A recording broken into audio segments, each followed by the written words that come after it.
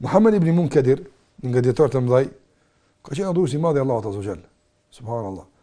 Dhe me të vërtetë shumë është lodh në adhurim. Shumë është lodh në adhurim.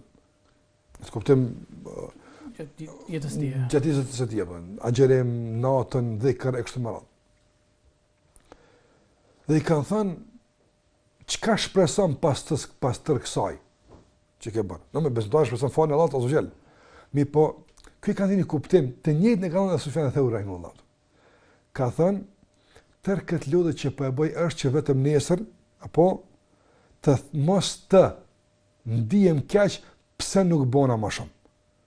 Ndërsa çfarë bën Zoti me mua ai e din.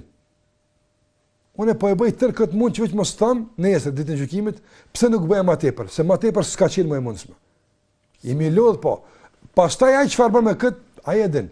Ne e dim se kur nuk mund të jetë çmim i xhenetit vepra jon. Absolutisht.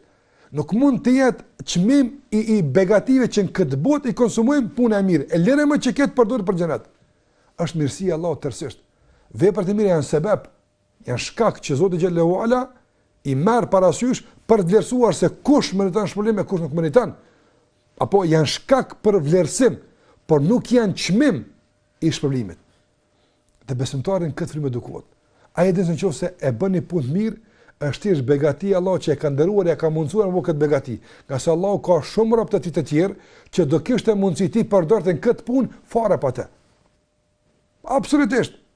Ne jemi edukuar për disa jetë tash vëllëndëruar, unë dhe ti, apo dhe e ndim veten të nderuar dhe të begatuar që Allahu na mundsoi që të bëjmë një përpjekje që njerëzve t'ua qartësojmë fjalët e Allahut. Mos e kishim bërë ne kët, do të sjellë Allahu patjetër dikën tjetër, që do ta bëjmë ndoshta edhe shumë më mirë se ne dhe më mirë me kullueshme. Atë nuk kemi për çfarë të ndihemi se bëjmë diç. Përveç privilegjit dhe begatisë nga Allahu na ka nderuar me kët. Absolutisht asgjë tjetër atë. Absolutisht. Dhe kjo të motivon. Nuk ka mundësi, nuk ka fuqi në tokë që pasaj të dekorajan. Absolutisht. As falënderimet, as mirënjohjet, as zgënimet, as asgjë. Nga se ai që të ka angazhuar në këtë punë, ai të ka premtuar në shpërblim. Dhe vazhdo që me të ish i lidhur. Për njerëzit, kur të lidhesh, zgënjesh. Andaj, isrifan në adhabe jahannam. Dhe dyta që duhet ta kuptojmë nga kjo lutje e madhe e ndëruar është se njerëzit që e kanë kuptuar seriozisht kërcënimin e Allahut azza xal. Dhe ne sot jemi fatikisht në një kohë kur njerëzit nuk e dinë të kaluarën, po spokun bazë ndoshta leximeve, bazë disa studimeve që mund të bëjë njeriu, ndoshta po them, jemi në një kohë kur njerëzit ndoshta asnjëherë më parë nuk kanë pas mungesë frike ndaj Allahut si sot. Nuk kanë pas mungesë frike. Ndoshta në këtë kohë jemi me të vërtet në një mungesë të tmerrshme të frikës ndaj Allahut dhe të marrjes parasysh seriozisht të kërcënimeve të Allahut azza xal. Na ka kërcënuar me diç, me xhenem. Njerëzit që kanë kuptuar drejt këtë kërcënim janë munduar me tërë qenë në tyre, tërë kohën, tërë mundën që e kanë që ta largojnë këtë xhenem. Ka sa ata e dinë se nuk mund të përballojnë dot zjarrit e tij. Nuk mund të përballojnë.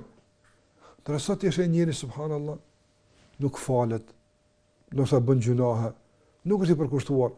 Dhe i duket xhenemi si një lloj goditje dorë kështu. Na fal Zoti. Subhanallahu. Këta njerëz këta njerëz kjo është mungesë e formimit. Kjo është mungesë e formimit. Nëse dëshiron vëllai nderuar ta bësh një lloj matje se sa jemi të formuar si besimtar, sa jemi të formuar me Kur'an dhe Sunet, fjalët e Allahut dhe fjalët e pejgamberit sallallahu alajhi wasallam, shikoj qëndrimin ton përballë kërcënimeve të Allahut xhallahu ala. Kur i thot dikujt, "Ki frikë Allahun, se Allah dënon", shikoj si para agon ai. Apo kjo është një matje shumë precize për shikuar formimin e brendshëm që e ka shkaktuar besimi i tij. Nga se ka pas njerëz përpara që i thënë, "Ki frikë Allahun, ka rënë sejdë më herë." Çka kam tjetër të bëjnë pas se kanë frikën Allahut? Andaj dua të them që këta njerëz e kanë kuptuar kërcënimin me xhenem shumë seriozisht. Andaj kanë angazhime të vazhdueshme ditën edhe natën. ka dhënë përpjekje të vazhdueshme në 24 orë e tyre dhe me shprehjen je bitun, je mshun, apo që ata gjithmonë kanë qenë kështu dhe gjithmonë ka qenë kjo kërkesa e tyre. O Zot na ruaj nga zori i xhenimit.